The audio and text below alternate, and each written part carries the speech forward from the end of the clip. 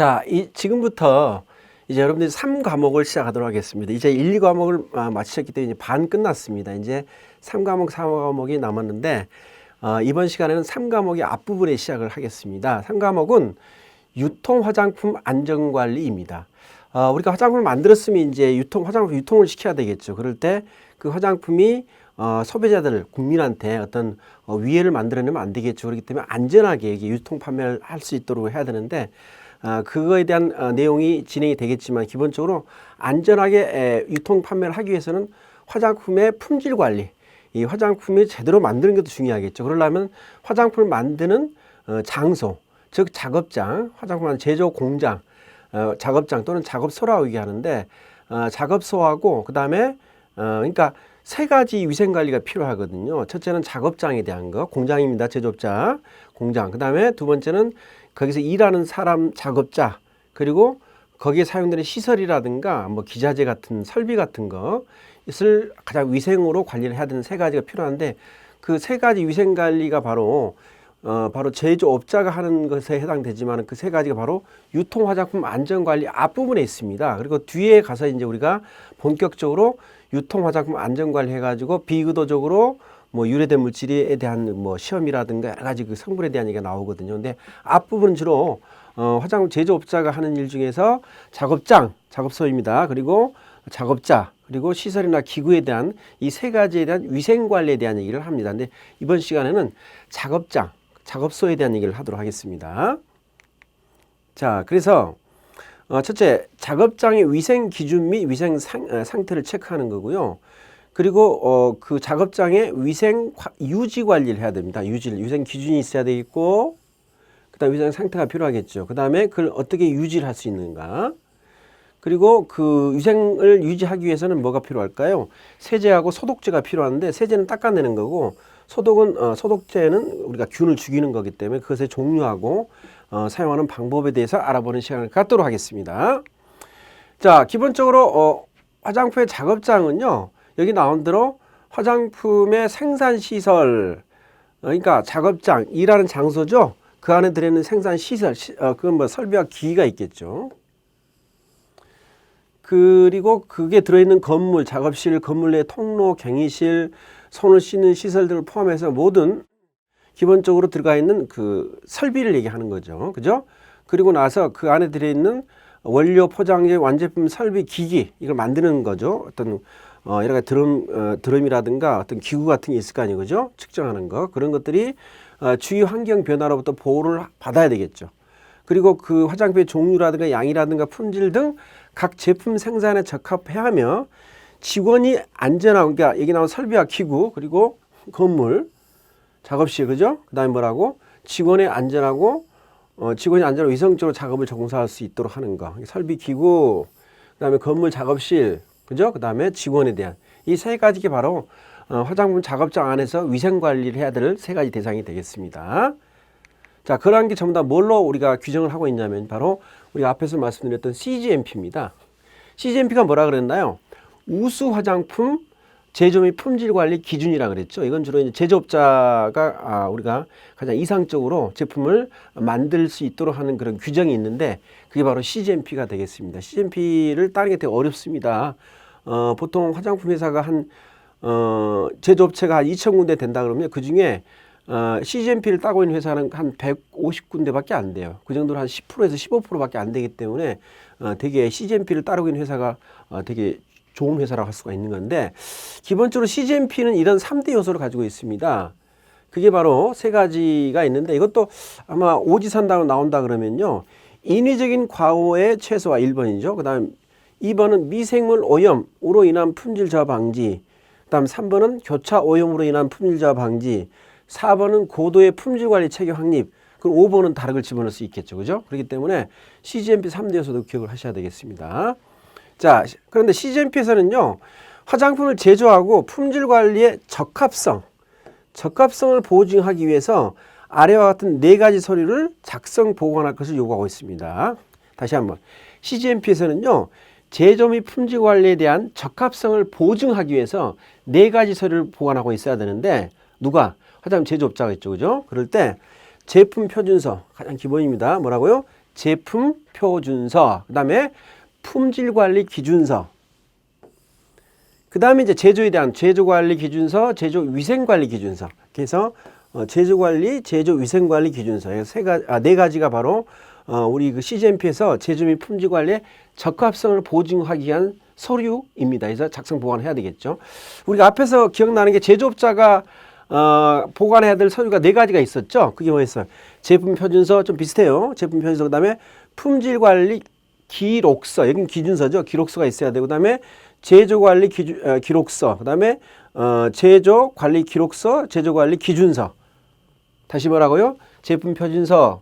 이건 제조업자가 구비해서 작성 보관해야 할 서류가 기본적으로 제품 표준서, 품질 관리 기록서, 제조 관리 기준서, 제조 관리 기록서, 이 네 가지가 필요하거든요. 그리고 추가로 그 CGMP 품질에 대한 그 적합성, CGMP의 제조 및 품질 관리의 적합성을 보증하기 위해서는 약간 달라요.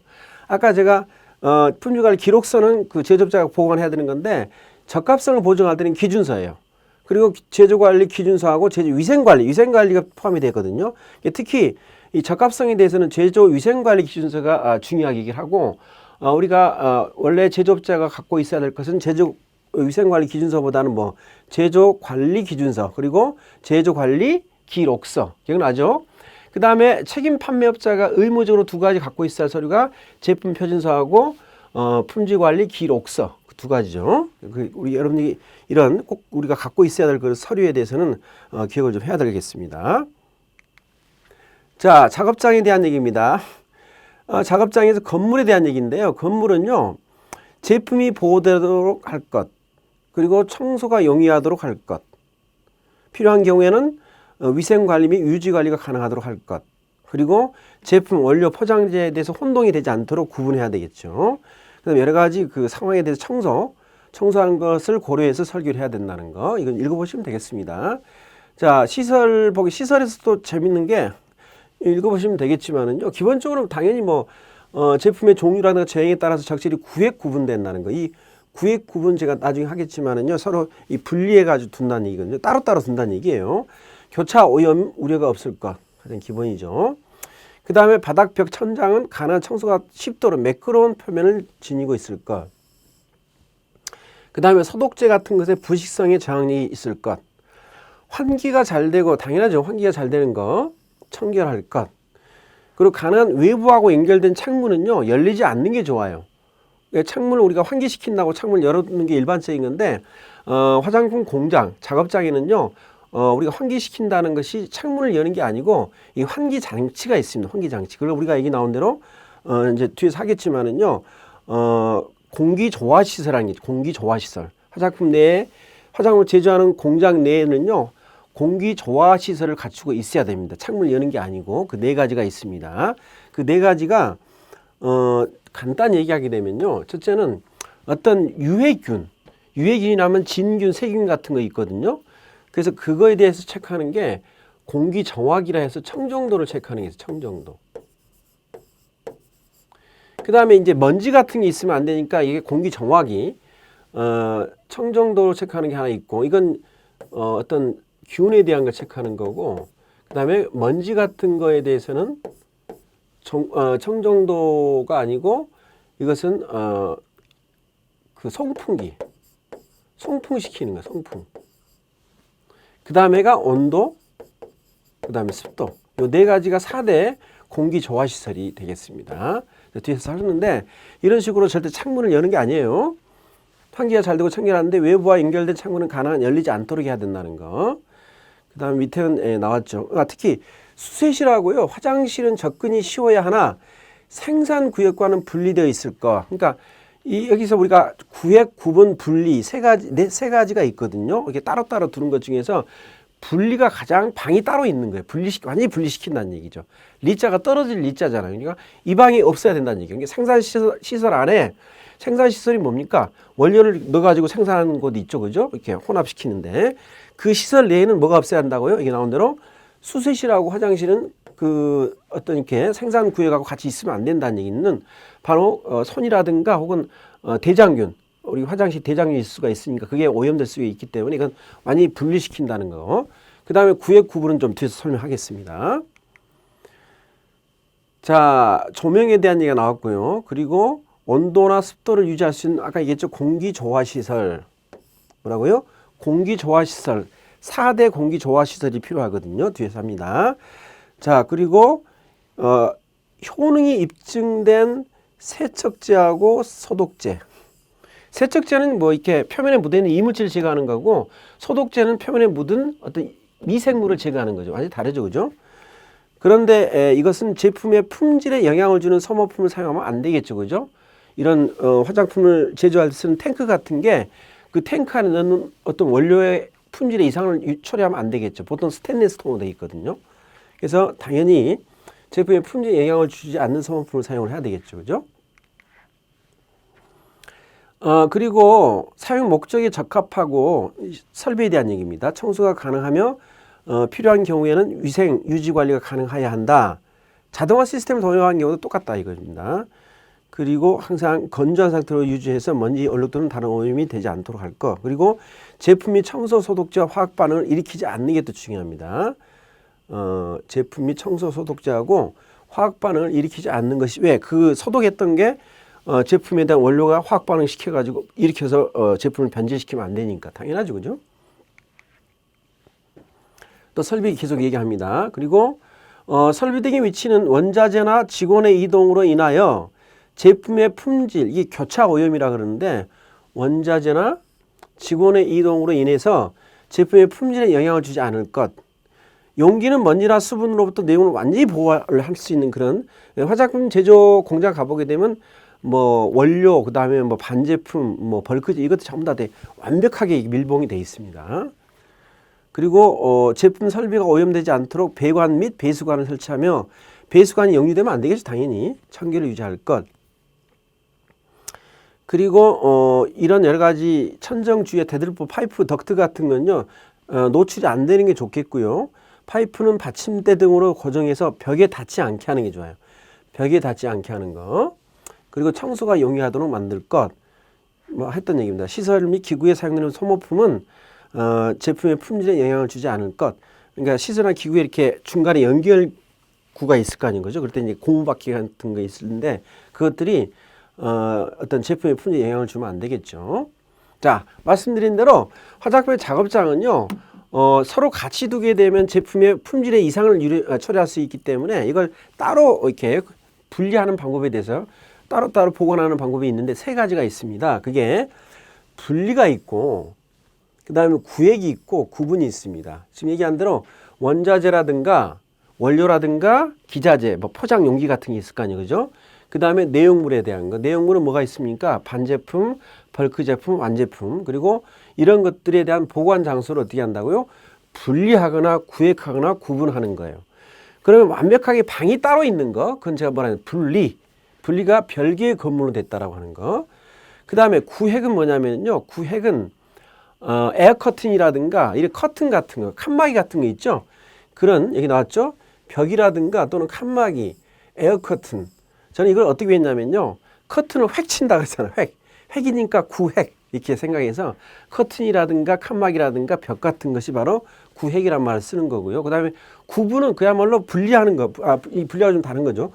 구분은 가장 간단하게 하는 건데 그게 뭐냐. 이 선이라든가 테이프 같은 걸로 여기도 있지만은요.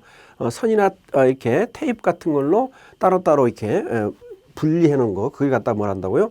선, 그물망, 줄 등으로 충분한 간격을 두어서 착오나 혼동이 일어나지 않도록 되어 있는 상태. 그러니까 구분이 가장 좀 덜 분리가 되겠죠. 그죠? 가장 많이 따로 두는 게 분리.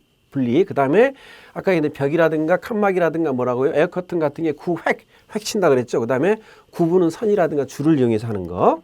그게 바로 어떤 이게 따로따로 보관하는 걸 얘기하고 있습니다. 화장 작업장이 다 있어야 되겠죠. 원자재나 내용물에 대해서.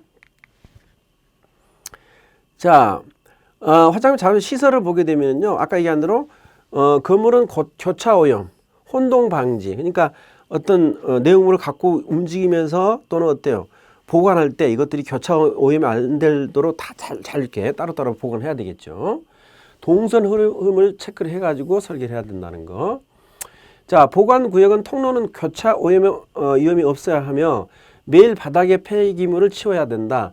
중요한 건 매일 항상 매일 바닥에 폐기물을 치워야 됩니다. 깨끗하게. 있는 걸 나중에 모아놓고 치우는 게 아니고 매일 치워야 된다는 거. 그리고 특히 여기 나온 대로 원료 취급을 하는 구역은요. 원료를 보관하는 장소하고 측량실은 뭐한다? 구획돼야 된다. 그러니까 원료를 보관하고 그다음에 이거 갖다가 몇 g을 집어넣을 건지, 그죠? 몇 미리를 집어넣을지 측량하는 데 있죠. 이건 분명히 느끼에 뭐가 된다. 이 나온 대로 구획이 돼 있어야 돼요. 구분 아니에요. 구획입니다. 이것도 헷갈릴 수 있으니까 원료 보관소하고 측량실은 구획이 돼야 한다. 분리까지는 아니죠, 그죠? 근데 구분이 아니고 구획이 돼야 한다. 획은 뭐라 했어? 에커튼 획 치는 거, 그죠? 그 다음에 제조 구역은요, 폐기물, 여기 나오는 여과지라든가 가스켓, 폐기 가능한 도구들, 플라스틱 봉지 같은 건요, 장기간 모아놓거나 쌓아두지 않고 주기적으로 버린다. 아까는 이 보관구역에는요, 폐기물은 매일 바닥에 폐기물은 매일 치워야 되는 거고, 제조 구역의 폐기물 같은 경우는 이런 것들은 어떻게 한다? 주기적으로 버린다. 이것도 매일하고 또 주기적이란 말로 헷갈리게 모아놓고 해놓고 좀 이렇게 시험 문제가 애매하게 꼬아서 나올 수가 있는 건데, 보관구역에 있는 것은 매일 폐기물을 치워야 되는 거고, 제조구역에 있는 건 어떻게 한다고요? 폐기물을 주기적으로 모아서 버릴 수 있다라고 하는 거, 제조구역은. 그 다음에 포장구역은요, 제품의 교차오염을 방지할 수 있어야 된다. 여기에 또 체크를 하세요, 이렇게.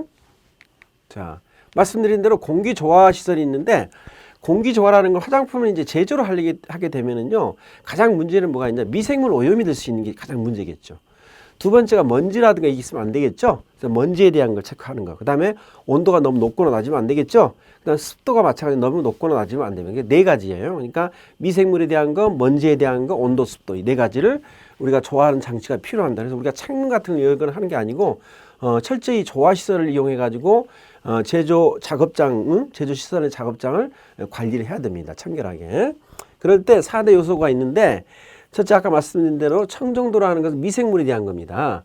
그 다음에 기류는 뭐라고? 기류는 아까 먼지 같은 걸 얘기하는 거고, 그 다음에 실내 온도, 습도 같은 거 있는데, 이거에 대한 대응 설비가 청정도는 당연히 공기 정화기가 있어야 되겠죠. 여러분 그 여름에 공기 정화기 있죠. 공기 청정기 있잖아요, 그죠? 그게 바로 이거에 해당됩니다. 그래서 필터가 있습니다.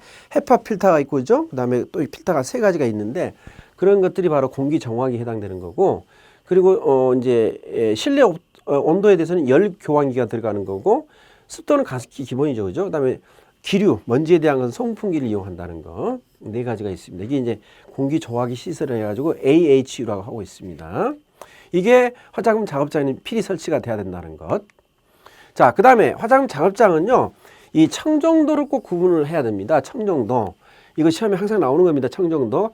화장품을 제조하는 작업장은 청정도가 4가지가 있습니다. 1, 2, 3, 4인데 그 중에 1등급. 1등급은요, 엄격하게 청정도를 관리해야 되는데, 즉, 이 원료라든가 이런 것들을 직접 이렇게 어떻게 측량하거나 그런 데가 되는데, 이거 보세요. 청정도를 엄격 관리를 해야 됩니다.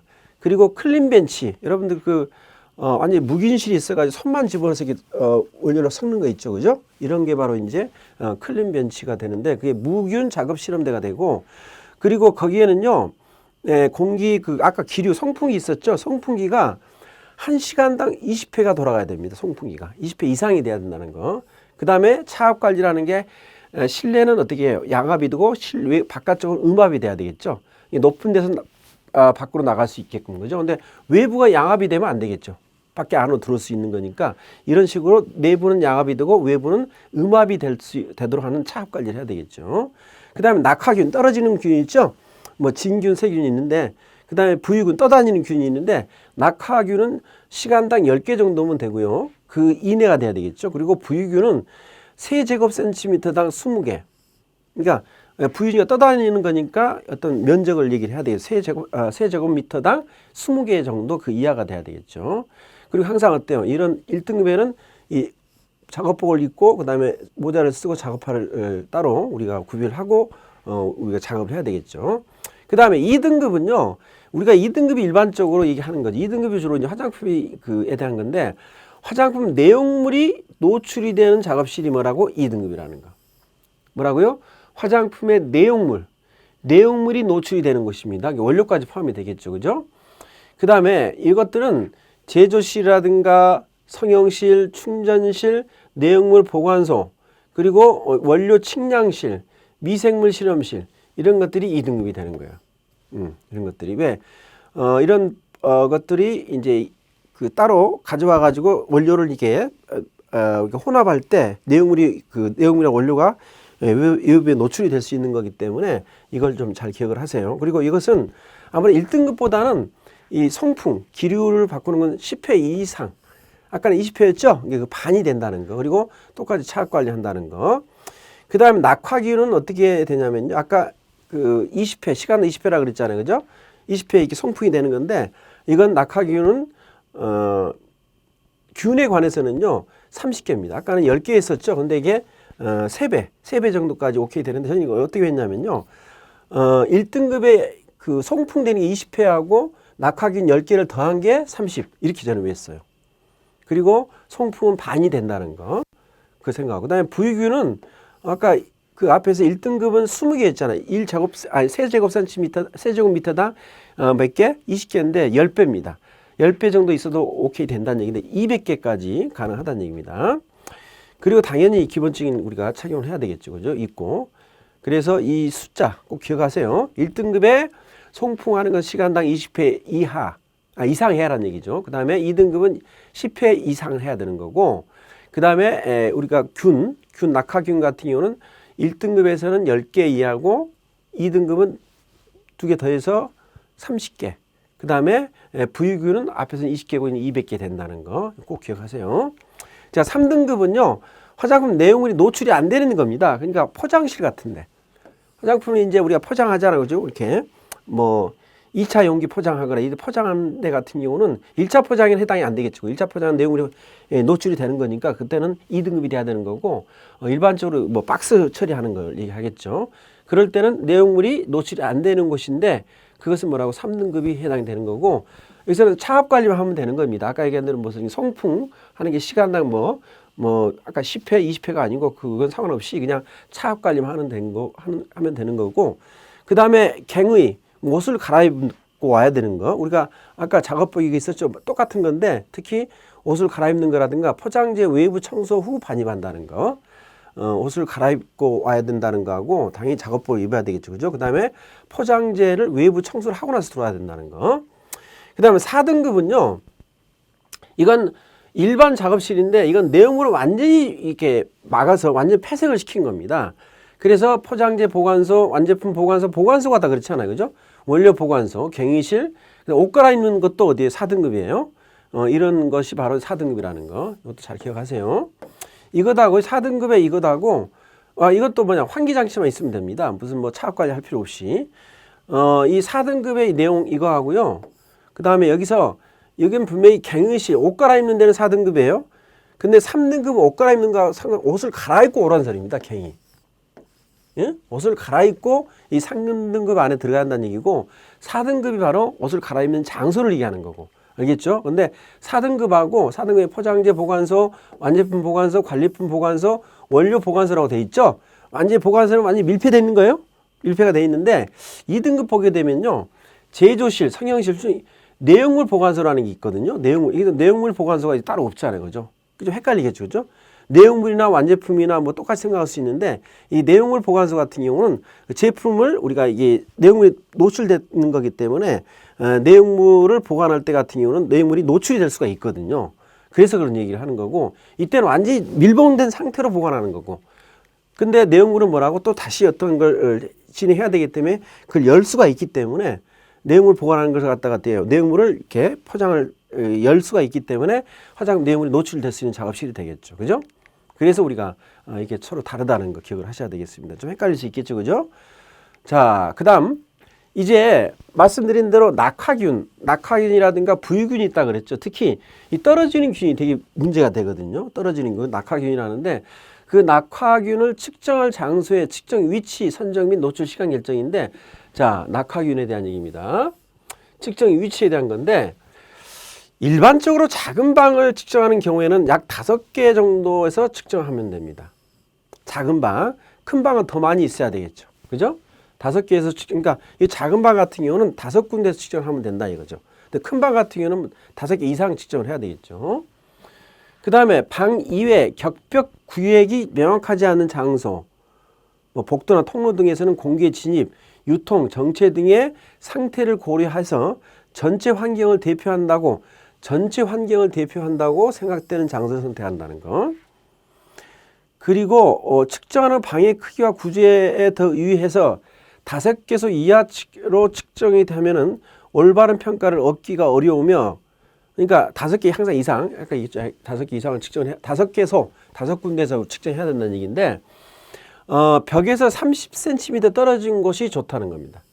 벽에서 딱 그 가까운 데 하지만 좀 30cm 떨어진 데서 해서 측정하는 거. 그 다음에 측정 높이 같은 경우는요, 바닥에서 측정하는 원칙이지만은 바닥으로부터 20에서 30cm 정도 높은 위치에서 측정하는 경우가 있다라고 하는 거. 자, 5개소에서 측정한다는 거. 기본적으로 작은 방의 경우. 그리고 벽에서 30cm 떨어지는 거. 그 다음에 주로 바닥, 높이에 대한 바닥에서 하는 건데, 바닥에서 20에서 30cm 높은 위치에서 우리가 측정을 한다는 거. 이 수치를 잘 기억하세요. 그 다음에 노출되는 시간은요, 낙하기는 노출을 해야 되겠죠. 그죠? 그 시간은 1시간 이상을 노출을 해야 됩니다. 그 측정할 때. 근데 1시간 이상이 되면은 배지 성능이 떨어진다고 하는 것은 아무래도 그 배지라는 것이 미생물을 갖다가 배양하는 것이거든요. 근데 이게 1시간이 넘어가게 되면요, 배지의 그 성능이 떨어집니다. 그렇기 때문에 1시간 이상 노출되면은 배지 성능이 떨어지기 때문에 노출 시간을 좀 이렇게 줄이는 게 필요하다는 얘기입니다. 그리고 청정도가 높은 시설, 아까 했었죠? 1등급, 2등급 이런 거 있죠? 이런 데서는 30분 이상을 노출해야 된다는 거. 30분 이상. 자, 낙하기는 측정한 노출 시간을 얘기하고 있습니다. 노출 시간은 1시간 이상이 되면은 배지 성능이 떨어지므로 어떻게 한다? 좀 더 그 이하로 해야 된다라고 하는 거. 그리고 청정도가 높은 시설 같은 경우는 30분 이상 노출해야만이 알 수 있다라고 하는 거. 그리고 청정도가 좀 낮은 데는 어떻게 합니까? 시간을 좀 적게 측정을 할 수가 있겠죠. 그죠? 이것도 수치를 좀 기억하세요. 그 다음 낙하기를 측정하는 것은요, 기본적으로 선정된 위치, 측정 위치마다 세균용 배치하고 그 다음에 진균용 배치 두 가지입니다. 그래서 배양 접시의 뚜껑을 여는 배치에 낙하균이 떨어지도록 하는 거죠. 그러니까 세균이 떨어지는 것, 그 다음에 진균이 떨어지는 것, 배치가 서로 달라야 한다는 얘기죠. 자, 위치별로 정해진 노출 시간이 지나면은 배양 접시의 뚜껑을 닫아서 아까 얘기했죠? 1시간 이내에, 그죠? 근데 그 이상 되게 되면 좀 배치에 이상이 생기기 때문에, 그래서 배양 접시의 뚜껑을 닫아서 배양기에 배양을 하는데, 일반적으로 세균용 배치 같은 경우는요, 그러니까 낙하균이 떨어지게 되면요, 이걸 우리가 그 숫자를 파악하기 위해서는 이걸 배양을 해야 됩니다. 그럴 때 세균용 배치는요, 온도를 30에서 35도에서 48시간 이상이니까 이틀 이상을 해야 된다는 얘기죠. 30에서 35도 이상에서 세균용입니다. 이틀 이상 해야 되고, 진균용 배치 같은 경우는요, 20에서 25도씨에서 5일 이상 배양을 해야 됩니다. 이 숫자를 좀 기억하세요. 배양 중에 확산균의 증식에 의해서 균수를 측정할 수 없을 경우가 있으므로 매일 관찰하는 겁니다. 그러니까 이게 좀 시간이 지나면 확산이 되거든요. 그러면 이걸 우리가 그 균의 숫자를 체크를 할 수가 없기 때문에 가능하면 매일 체크를 하는 게 좋아요. 그러니까 48시간이니까 이틀 이상 하는 건데 매일 체크를 하는 게 되는 거, 세균용은. 진균 같은 경우도 마찬가지로 5일 이상 하니까 매일매일 체크할 필요가 있다는 얘기예요.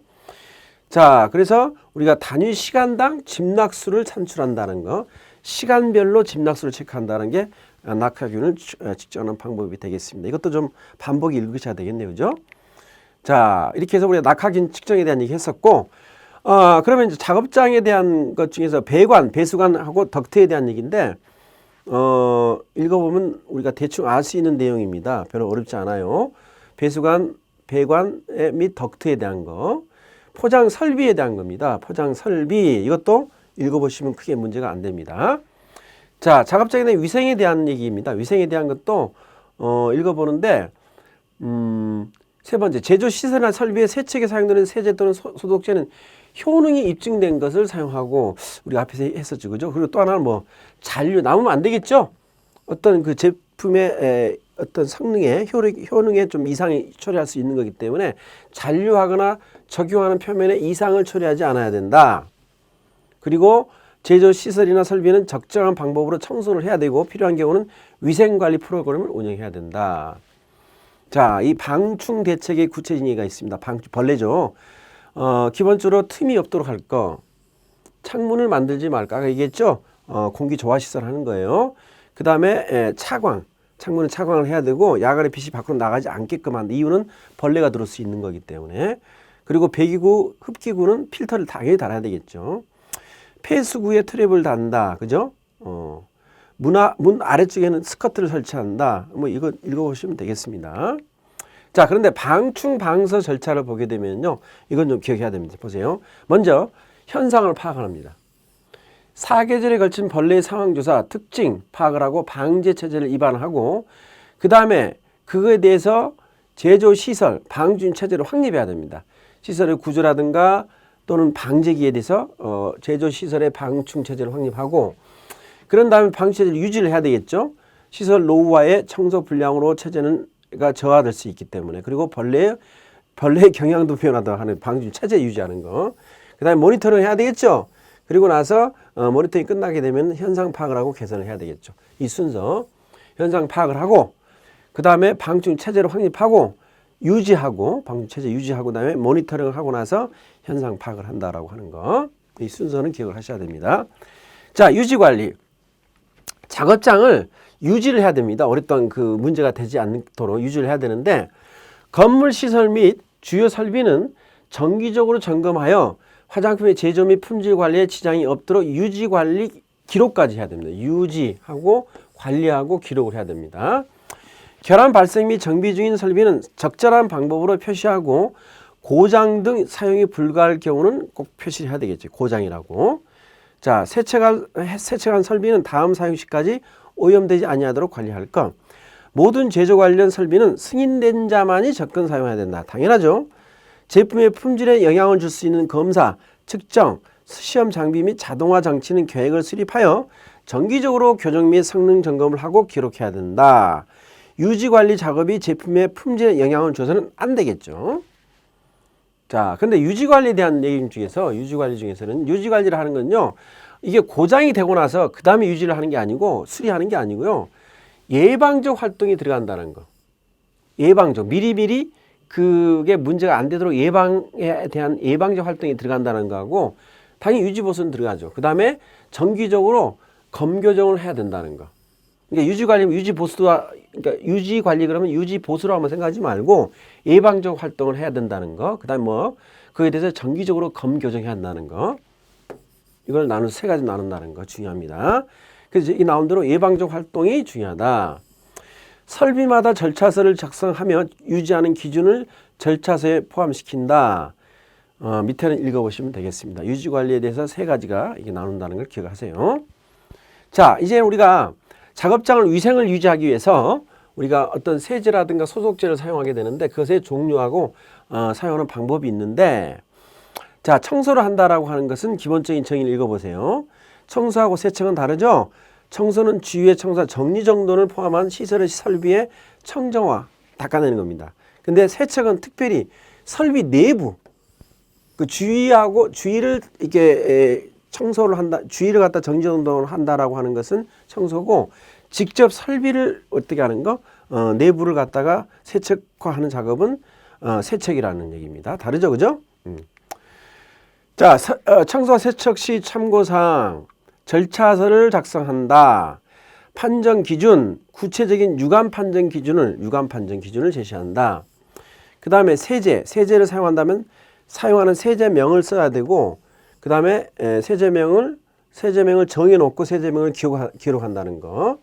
그 다음에 기록을 남긴다. 사용기구, 세제, 날짜, 시간, 담당자가 누구인지, 그리고 청소 결과를 표시를 해야 되겠죠. 자, 그 다음에 이제 세제하고 이제 소독제입니다. 아까 청소하고 세척은 달랐죠. 그죠? 세척할 때는 세제를 써야 되겠죠. 근데 세척할 때는 세제하고 소독제는 또 다르죠. 세제 같은 경우는 청소하는 거고, 그 다음에 소독제는 균을 죽이는 겁니다. 그 말이 들어있는데, 자, 먼저 세제라고 하는 것은요, 기본적으로 접촉면에 이게 접촉면 남아서 문제를 유발하면 안 되겠죠. 어쨌든 기본적으로 접촉면에서 바람직하지 않은 오염물질을 제거하기 위해서 사용되는 화학물질 또는 이들의 혼합액이에요. 바람직하지 않은 오염물질을 제거하기 위해서. 용매, 산 염기 세제 등이 주로 사용된다. 세척제 조건이 있습니다. 안전성이 높아야 된다. 세정력이 우수해야 된다. 헹굼이 용이해야 된다. 기구 및 장치의 재질의 부식성이 없어야 된다. 그리고 어떤 그 세제가 남아가지고 어떤 그 제품의 품질에 이상을 가져오면 안 된다라는 것이 빠져 있는데 그것도 같이 생각하시고 그다음에 가격이 저렴해야 된다. 소독제입니다. 소독제는 병원 미생물을 사멸시키기 위해서 인체 피부 점막 표면이나 기구, 이제 우리 작업장 기구겠죠. 그다음 환경의 소독을 목적으로 사용하는 화학물질의 총칭인데 대표적으로 에탄올 70%의 에틸 알코올, 그다음에 아이소프로필 알코올 70%, 전부 70%라는 거 등을 주로 사용하는데 우리가 세척제 조건도 있지만 소독제 조건이 또 있습니다. 이렇게 사용 기간 동안 활성이 유지가 돼야 돼요. 효과가 떨어지면 안 되겠죠. 경제적이고 독성 악취가 없어야 한다. 제품이나 설비와 반응하지 않아야 된다. 이거 제품이라든가 설비와 반응하지 않아야 된다.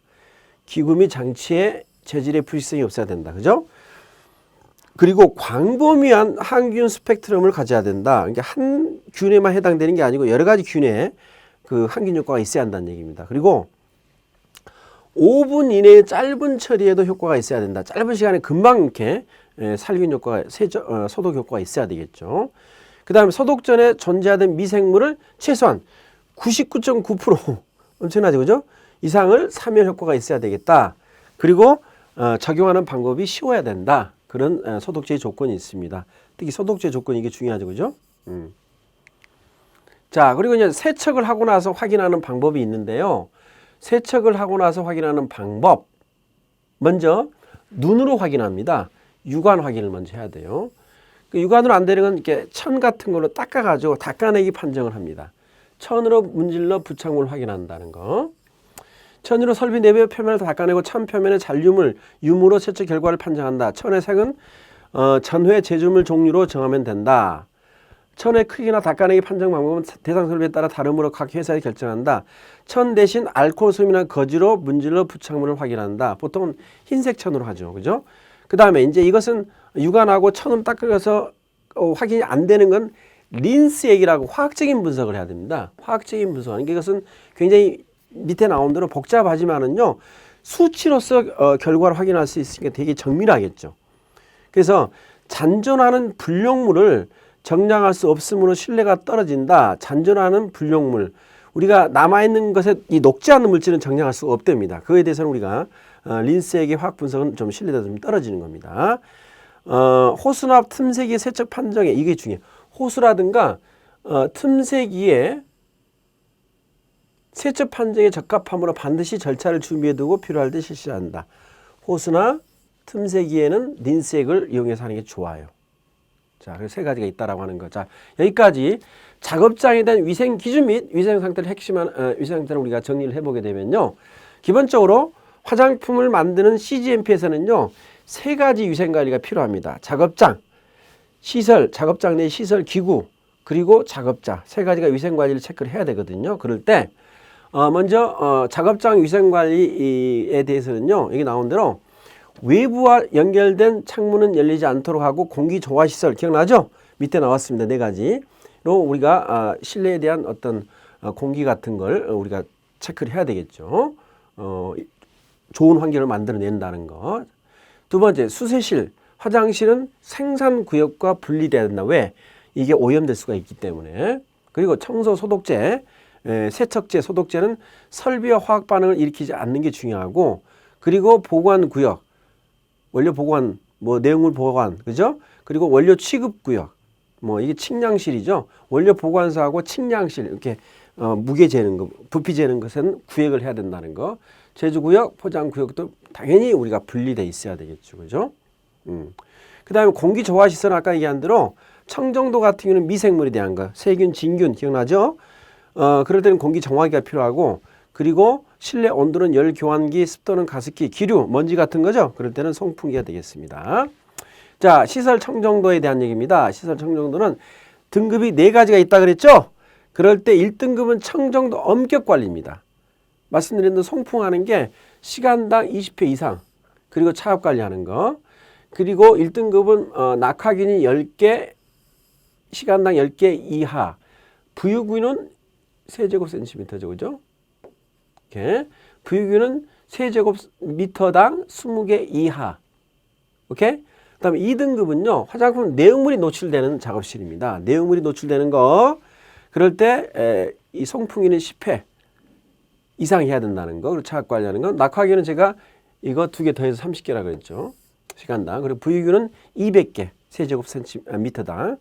그 다음에 화장품 내용물 노출이 안 되는 곳이 바로 3등급입니다. 이건 차압 관리만 하면 되고요. 그 다음에 옷을 갈아입고 그리고 포장재의 외부를 청소한 다음에 반입이 돼야 된다는 거. 그리고 4등급에 아까 뭐였어요? 갱의실. 4등급에가 갱의실. 기억나죠? 원료 보관소라든가 이렇게 완전히 밀폐시켰던 그런 것들만 4등급에 해당된다는 거. 4등급이 옷 갈아입는 갱의실이 포함된다는 것도 기억하세요. 자, 그래서 2등급에 있는 화장품 내용물 노출되는 작업실인데 거기에 해당되는 거하고 4등급에 해당되는 걸 서로 구분 잘 해야 됩니다. 자, 낙하균에 대해서 제가 숫자 기억하라 그랬죠. 측정 위치, 노출 시간, 낙하균 측정하는 거. 자, 측정 위치는요. 작은 방 같은 경우는 5개의 군에서 우리가 측정하는데 벽에서 30cm 떨어져 있고 바닥에서 주로 하는 거지만 바닥에서 20-30cm로 높이에서 우리가 측정할 수 있다는 거하고, 그 다음에 노출 시간. 이렇게 배지를 이용해서 노출을 하게 되는데 1시간 이상은 배지의 성능이 저하될 수가 있다. 청정도가 높은 곳은 30분 이상 해라는 거. 낙하균을 측정할 때 세균용 배지가 있고 진균용 배지가 있다. 세균용 배지는 30에서 35도씨 해서 2일 이상, 진균용은 20에서 25도씨 5일 이상. 그런데 균이 확산될 수가 있거든요. 확산균 증식으로 균수 측정이 불가시는 매일 관찰해야 한다는 거. 하여 균수 변동 기록할 것. 자, 배양이 끝나고 나서는요. 단위 시간당 집락수를 산출해서 균수를 결정한다. 자, 작업장 위생에 대한 겁니다. 자, CGMP를 통해서 한다는 거 우리가 앞에서 했던 거, 특히 방충에 대한 그 절차가 있었죠. 현상을 파악하고 제조시설의 방충 체제를 확립하고 체제를 유지하고 모니터링을 하고 현상 파악한다는 거. 자, 유지관리에 대해서는 유지관리라고 하는 것은 바로 유지 보수가만이 하는 게 아니고 예방적 활동이 들어간다는 거. 그리고 정기 검교정으로 이 3가지로 나눌 수 있다라고 하는 거 기억나죠? 그리고 연간 계획을 써서 미리미리 예방적 활동을 하는 것이 원칙이라는 거. 자, 작업장 위생 유지를 위해서 세제와 소독제 종류와 사용 방법. 자, 청소한다라고 하는 것은 표면에 눈에 보이는 먼지를 분리 제거하는 시설 설비의 청정화 작업이죠. 그런데 세척은 설비 내부로 세척하는 겁니다. 설비 내부. 그러니까 탱크라든가, 그죠? 원료 혼합하는 데 있죠. 탱크를 갖다 내부로 세척하는 것을 세척제가 하는 거고. 그래서 2가지가 청소하고 세척의 구체적인 유관 판정으로 기준을 제시한다는 거. 그 다음에 세제가 있고 소독제가 있고, 세제 같은 경우 아까 얘기했던 세척제에 해당되는 거고, 그 다음에 소독제는 병원 미생물을 사멸하기 위해서 나온 거죠. 그죠? 그래서 소독제라는 게 넓은 스펙트럼의 항균 효과가 있어야 되고 99.9% 정도 사멸을 해야 되고 5분 안에, 그죠? 완전히 그 균을 죽일 수 있는 그런 게 필요하다 그랬죠. 그래서 사용하는 게 에탄올 70%, 그다음에 아이소프로필 70% 등을 주로 사용한다는 거. 그리고 이게 세척이 된 걸 확인하는 방법은 육안으로 확인하는 거. 2번째는 닦아내기 판정이라고 천으로 닦아내는 거. 마지막은 린스 정량법. 린스는 화학적인 방법인데 얘는 어때요? 이 호스라든가 틈새에 대해서 우리가 체크할 때 아주 유용하게 사용한다 그랬죠. 자, 이렇게 해가지고 기본적으로 우리가 유통화장품 안전관리 중에서 화장품을 제조하는 작업장에 대한 위생관리 기준에 대한 공부를 했습니다. 수고하셨습니다.